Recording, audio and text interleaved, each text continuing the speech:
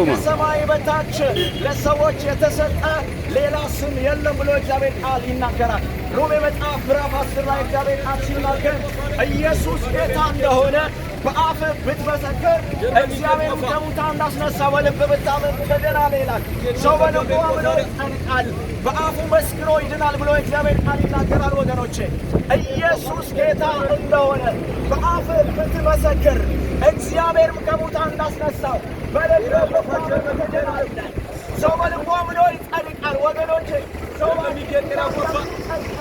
በእግዚአብሔር ልጅ በኢየሱስ ክርስቶስ በማመን ብቻ ነው። ሰው በሥራ አይጸድቅም። ሰው ሕግን በመጠበቅ አይጸድቅም። የእግዚአብሔር ቃል ሰው በእግዚአብሔር ልጅ በኢየሱስ ክርስቶስ በማመን እንደሚጸድቅ ይናገራል። ለዚህ ነው ኢየሱስ ጌታ እንደሆነ በአፍህ ብትመሰክር እግዚአብሔር ከሙታን እንዳስነሳው በልብ ብታምን ትድናለህ ይላል።